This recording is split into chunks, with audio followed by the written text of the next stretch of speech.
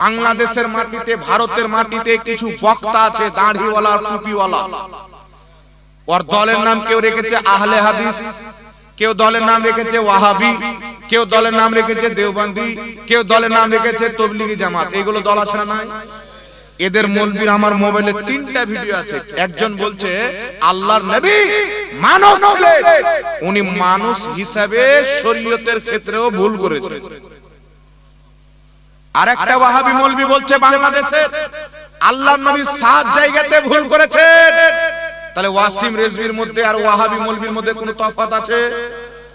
ওরা নবীর ভুল ধরেছে, কোরআনের ভুল ধরেছে। এ তো পাক্কা জারু সন্তান, এ দাড়িওয়ালাও জারু সন্তান। আল্লাহ কোরআনে বলছেন উতুল্লিন বাদা যালিকা জানিব, নবী যারা তোমার অপমান করে, তোমার গুস্তাখি করে, তোমার বিরুদ্ধে ষড়যন্ত্র করে, এরা হচ্ছে জারু সন্তান। একটা হালাল পয়দা নাই, সব হারাম জাদা। তাহলে কোন মৌলবী যদি বলে নবী 7 জায়গায় ভুল করেছে, হালাল জাদা হবে? আহলে হাদিস হোক আর দেওবন্দি হোক, আর জারু সন্তান হওয়াতে সন্দেহ আছে? জোরে বলতে হবে। এখানে একটা কথা বলে বাবা 2-3টা কথা আপনাদেরকে বলবো আমি। তবে একটা কথা এখানে আপনাদেরকে বলতে চাই। কথাটি হচ্ছে যে একটা বক্তা বলছে যে আল্লাহকে এক বলা যাবে না। আপনারা অনেকে শুনেছেন নাকি? বলে বলছে আল্লাহকে এক বলা যাবে না। আমি অনেক গবেষণা করে, অনেক মেহনত পরিশ্রম করে গবেষণা করে বলছি আল্লাহকে এক বললে বহুত বড় ভুল হয়ে যাবে। এইজন্য আল্লাহকে বলতে হবে একক। আল্লাহ হলো একক। মানে গোটা দুনিয়ার মুসলমান সব ভুল করে গেছেন, ও বেটা সঠিক শিক্ষা দিতে এসেছে। আসলে ওর আসলেই ভুল আছে। আচ্ছা বলেন তো বাবা, এ বললো আল্লাহকে এক বলা যাবে না, দলিল কি দিচ্ছে? দলিল দিচ্ছে কুল হুয়াল্লাহু আহাদ। হে নবী তুমি বলো আল্লাহ একক। এখানে আহাদ শব্দ রয়েছে। আহাদ মানে একক, আর ওয়াহিদ মানে এক। তাই আল্লাহ ওয়াহিদ বলেননি, আহাদ বলেছে। এ বেটা শুধু কুল হুয়াল্লাহ সূরা পড়েছে, সূরা বাকারা অবধি যায় না। আল্লাহ পাক সূরা বাকারাতে বলছেন ওয়া ইলাহুকুম ইলাহু ওয়াহিদ, তোমাদের মাবুদ হলো এক। আর একাধিক জায়গাতে আল্লাহ নিজেকে ওয়াহিদ বলেছেন, এক বলেছেন। আর এই ডাইরেক্ট কোরআনকে অস্বীকার করে বলছে যে আল্লাহ নিজেকে কোথাও ওয়াহিদ বলেননি, এক বলেছেন। তো আমাদের মৌলবী আলিম মুফতিয়ানে কেরাম তার জবাব দিয়েছে। সে মানুষকে পথভ্রষ্ট করতে চেয়েছে, বেঈমান বানাতে চেয়েছে। আলিম উলমা তো চুরি পরে বসে থাকবে না, সুন্নি আলিম কোনদিন চুরি পরে বসে থাকে না।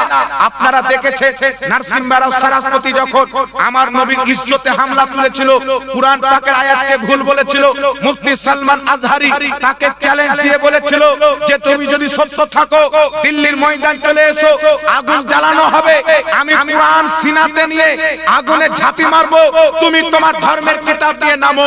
যেই ব্যক্তিকে আগুন জ্বালাবে না তার ধর্ম সত্য বলে মনে করা। সবাই দেখেছে বরেলভী শের, সুন্নি জামাতের শের মুফতি সালমান আজহারি দিল্লিতে হাজির হয়েছে। এই গোবর খানেওয়ালা নারসিমহারাও এর পাতলা পায়খানা চলে গেছে। তো আমরা যখন মুশরিকদেরকে ছাড়িনি, কাফিরদেরকে ছাড়িনি, কুরআনের অপমাননা করেছে, তো এইরকম জাহিল টুপিওয়ালা যদি মৌলবি সেজে মানুষকে গুমরাহ করতে আসে, একে ছাড় দেওয়া হবে? এদের কেউ যদি জবাব দেয় তো এদের ভক্ত কানাকে শিখিয়ে রেখেছে যে আমাদের বিরুদ্ধে যেই মৌলবি বলল ও গিল্লা করলো। তো পবিত্র কোরআনে আবু লাহাবের বিরুদ্ধে আল্লাহ বলেছেন তাব্বাত ইয়াদা আবি লাহাবি ওয়া তাব। আবু লাহাবের বিরুদ্ধে আল্লাহ কোরআনে বলেছেন, মুনাফিকদের বিরুদ্ধে বলেছেন, কাফিরদের বিরুদ্ধে বলেছেন। তো কিয়ামত পর্যন্ত যারা আল্লাহ বা রাসূলের অপমান করবে, ইসলামকে ধ্বংস করার চেষ্টা করবে, ভুলভাল মাসলা দিয়ে মানুষকে পথভ্রষ্ট করবে, তাদের জবাব দেওয়া এটা আল্লাহ পাকের কোরআনের সুন্নাত। জোরে বল সুবহানাল্লাহ। এটা কোরআনের সুন্নাত। এই জন্য পৃথিবীর মুসলমান যখন ইহুদিদের সঙ্গে চুক্তিপত্র হচ্ছিল, তো রাসূলের পাকের সামনে এসে একজন ইহুদি পাও করে বসে আছেন, এইভাবে দুই পাওকে ফেড়ে দিয়েছে আর রাসূল পাকের সামনে বসে আছে। তো একজন সাহাবী বলছেন যে মানুষ কোথাকার, পাও সরাও নচেত তোমার লজ্জা স্থানে বাঁশ ভরে দেব। এটা সাহাবী বলেছেন। হাদিস আছে, আমাকে লাগলে নিয়ে নেবেন, অসুবিধা নেই। জি, শুধু তাই নয়, পৃথিবীর মুসলমান আরো অনেক কথা আছে, আমি সেটা বয়ান করতে চাই না। আমার বোঝানোর উদ্দেশ্য হচ্ছে সাহাবী কি করলেন, পাও হটাও নালে তোমার লজ্জা স্থানে বাস ভরে দেব। ও সুর করে বেটা পাও সরিয়ে নিল। এবার আপনারা বলেন বাবা, মায়েশা তাদেরকে কুকুর শিয়াল বলেছিলেন কারকে? সুয়ার পর্যন্ত বলেছেন সাহাবায়ে কেরাম। কাকে? যারা নবী পাকের বিরুদ্ধে কথা বলেছেন। বিরুদ্ধে কিছু মৌলবি আছে আমার বিরুদ্ধে দেখছি ভিডিও বানাচ্ছে। জাহাঙ্গীর সাহেব কোনা ভাষাতে বলছে, যখন ওয়াহাবি মৌলবি বলেছিল নবীর মুখে গন্ধ ছিল, এটা কড়া ভাষা লাগেনি? ওয়াহাবি বলেছেন নবীর বাপ মা জাহান্নামী, তখন মৌলবি কোথায় ছিলি? ওয়াহাবি বলছেন নবী কিয়ামতে ফেল করে তাকিয়ে থাকবে, আমার নেকির পাল্লা ভারী হচ্ছে না গুনার পাল্লা ভারী হচ্ছে, এটা তোমাকে কড়া ভাষা মনে হলো না? ওয়াহাবি বলছেন যে নবী বলেছেন আয়েশা তুমি যে আমার স্ত্রী কিয়ামতে এটাই চিনতে পারবো না, নবীকে কবরে মরা মানুষ বলেছে, তখন তোমার গায়রাত কোথায় গেছিল? আর আমি যদি জবাব দিই তো বলবে জাহাঙ্গীর সাহেব কড়া ভাষায় জবাব দিচ্ছে। ওকে সামনে পেলে ওর মুখে গোটা জুতা ভরে খেলিয়ে দেবো, ওকে আর কুরবানি পর্যন্ত করে দেবো। তো কড়া ভাষা কোন কথা? আমার বাপকে গালি দে, খোদার কসম খেয়ে বলি একটা জবাব দেব। আমার মাকে গালি দে, একটা জবাব দিব না।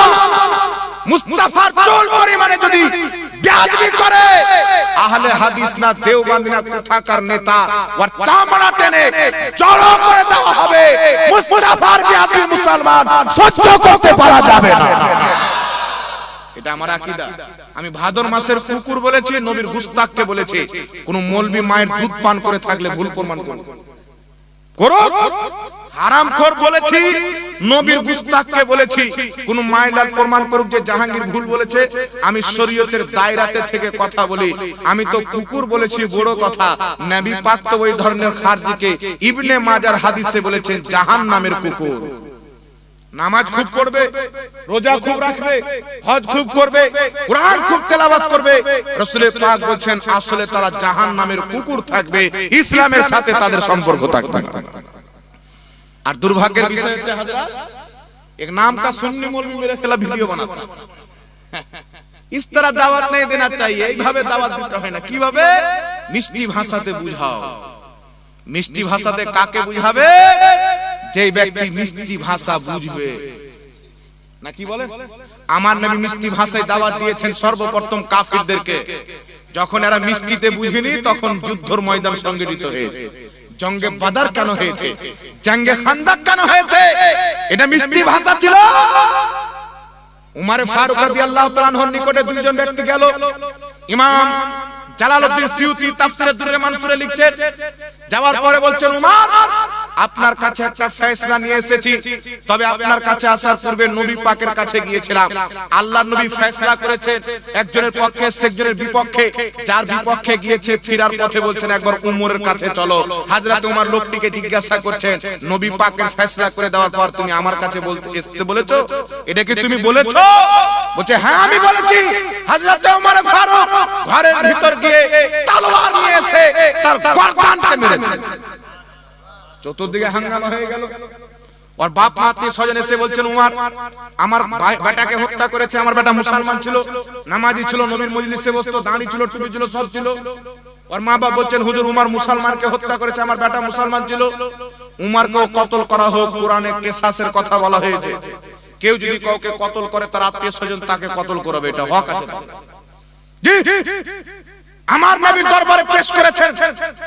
আসমান থেকে আল্লাহ তাবারাক ওয়া তাআলা জিবরিল আলাইহিস সালামকে পাঠিয়েছেন। হযরতে জিবরিল এসে বলছেন ইয়া রাসূলুল্লাহ, ইয়া হাবিবাল্লাহ, উমর যাকে কতল করেছে উমরের ফয়সালার প্রতি আল্লাহ পাক রাজি হয়ে গেছে। ওখানে তো মিষ্টি ভাষা চললো না।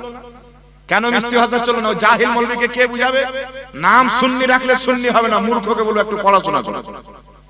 জি পড়াশোনা করো। তোমাকে আমি মূর্খ মনে করি যে তুমি বলছো যে জোর ভাষাতে গলা জোর করে গুস্তাখে রাসূলকে বলা যাবে না। এখানে তো তালওয়ার চলছে। তালওয়ার। উমর ফারুক বললেন না তওবা করো, তুমি এটা ভুল করলে না। কোন ভুলের তওবা আছে? কেউ যদি শিরিক করে তওবা আছে, কুফরি করে তওবা আছে, চুরি করে তওবা আছে, জুয়া খেলে তওবা আছে। আর যদি কোন ব্যক্তি মুস্তাফার শানে বেয়াদবি করে তার কোনো তওবা কবুল হবে না। শরীয়তের ফয়সালা হচ্ছে তাকে কতল করতে হবে। এটা শরীয়তের ফয়সালা। যদি আমাদের হিন্দুস্তানে কেস করতে হবে, কিন্তু শরীয়তের যেখানে হুকুমত আছে মানে কি করতে হবে? হযরতকে জিজ্ঞাসা করে। কেন আলিমুল্লাহ আমার চেয়ে জ্ঞানী গুণী আলিম বসে আছে এখানে, কতল করতে হবে তাকে। আর শুধু তাই না, একটা কথা আর বলে দিই, কিতাবটির নাম হচ্ছে আল বিদায়া ওয়ান নিহায়া, লেখকের নাম হচ্ছে ইমাম ইবনে কাসির রাহমাতুল্লাহ আলাইহি। উনি এই কিতাবের মধ্যে লিখছেন হযরতে খালিদ বিন ওয়ালিদ একজন ব্যক্তিকে বলছে তুমি যাকাত কেন দাও না? তো ওই লোকটা বলছেন তোমাদের নবী। এই বাবা একটু লক্ষ্য করে শুনেন, লক্ষ্য করে শুনেন। আপনারা শুনলে বলবেন, আরে দামি কথা বলবো না, শুনেন। হযরতে খালিদ বিন ওয়ালিদ বলছেন তুমি যাকাত কেন দাও না? তো লোকটা বলছেন তোমাদের নবী। তোমাদের নবী বলে হয়তো কিছু বলতো না বলতো আল্লাহ জানে। হযরতে খালিদ বিন ওয়ালিদ তলোয়ার বের করে তার গর্দান মেরে দিলেন, কতল করে দিলেন। চতুর্দিকে হাঙ্গামা হয়ে গেল যে খালিদ একজন মুসলমানকে কতল করেছে, দাড়িওয়ালাকে, টুপিওয়ালাকে, নামাজিকে কতল করেছে। চতুর্দিকে হাঙ্গামা হয়ে গেল। এইদিকে মদিনার মাটিতে খবর আসলো খেলাফতের চেয়ারে বসে আছেন আমিরুল মুমিনিন, খলিফাতুল মুসলিমিন, আম্বিয়ায়ে কেরামের পর সবচেয়ে শ্রেষ্ঠ ব্যক্তি হযরতে আবু বকর সিদ্দিক রাদিয়াল্লাহু তাআলা আনহু। খেলাফত উনি খলিফা ছিলেন। আর নবী পাকের ইন্তিকালের পর ঘটনা ঘটছেন। হযরতে উমর ফারুকের কানে খবর এসেছেন, হযরতে উমর ফারুক জালালে চলে এসেছেন। কে খালিদ বিন ওয়ালিদকে একজন মুসলমানকে হত্যা করতে বলল? হযরতে আবু বকর সিদ্দিককে উমর ফারুক বলছেন আপনি এখনি তাকে চিঠি পাঠিয়ে ডাকেন। চিঠি পাঠানো হলো। খালিদ বিন ওয়ালিদ আমিরুল মুমিনিনের চিঠি পেয়ে সঙ্গে সঙ্গে মদিনার দিকে রওনা হলেন। উনি যখন মদিনাতে এসেছেন হযরতে উমর ফারুক খালিদ বিন ওয়ালিদের কলার ধরে নিয়েছেন। উনার কলার ধরে বলছেন খালিদ, কে তোমাকে পারমিশন দিল যে একজন মুসলমানকে হত্যা করবে? কে তোমাকে অর্ডার দিল? হযরতে সাইয়েদনা খালিদ বিন ওয়ালিদের কলার ধরে হযরত উমর ফারুক বলছেন। ইমাম ইবনে কাসির লিখছেন নিকটে ছিল তিনি থাপ্পড় মেরে দিতেন। হযরত আবু বকর সিদ্দিক বলছেন উমর দাঁড়াও, এ খালিদ বিন ওয়ালিদ তুমি কেন হত্যা করেছো? হযরতে খালিদ বিন ওয়ালিদ বলছেন আমি তাকে বললাম যাকাত কেন দাও না? সে বলছে তোমাদের নবী, ও যদি মুসলমান হতো নবীকে মানতো তো তোমাদের নবী কেন বললো? আমাদের নবীও তো বলতে পারতো। তো তোমাদের নবী বলেছে মানে নবীর প্রতি তার ভক্তি কমেছে, তাই আমি তাকে কতল করে দিয়েছি। আমিরুল মুমিনিন, নবী পাকের প্রথম খলিফা, সর্বশ্রেষ্ঠ ওলি, ইসলামের সবচাইতে সর্বপ্রথম মুফতি আবু বকর সিদ্দিক বলছে খালিদ বিন ওয়ালিদ তুমি ঠিক করেছো, কোনো ভুল কাজ করো না, তুমি ঠিক করেছো। এইগুলো মুন্সি মৌলভী পড়বে ও পড়াশোনা করবে তেমনি তো পাবে। এ মনে করছে জাহাঙ্গীর সাহেব 4 চাক্কা নিয়ে যাচ্ছে, জালসা নিয়ে চলে আসছে। বেটা 5-6 লাখ টাকার কিতাব বাড়িতে রাখা আছে। একদিন যদি জালসা না থাকে রাতে ঘুমাই না, দিনে ঘুমাই, সারা রাত পড়ি। পড়ার পর বক্তব্য দি, গাঁজা খেয়েছে বক্তব্য দিন আলহামদুলিল্লাহ। কেউ বুঝাবে গুস্তাখে রাসূল কুকুর চাইতেও খারাপ, সুয়ার চাইতেও খারাপ। নিকৃষ্ট মাখলুক যত রয়েছে, নাপাক মাখলুক রয়েছে, সব চাইতে নিকৃষ্ট হচ্ছে নবী মুস্তাফার বেয়াদবি করা। নবী পাকের গুস্তাখ সব চাইতে নিকৃষ্ট। মুশরিক চাইতে খারাপ, কাফির চাইতে খারাপ, মুনাফিক চাইতে খারাপ হচ্ছে নবীর গুস্তাখ। জিজ্ঞাসা করেন আলিম উম্মাহকে, কারণ আল্লাহ পাক সব ক্ষমা করে দেন তওবা করলে, কিন্তু নবীর গুস্তাখি ক্ষমা হয় না।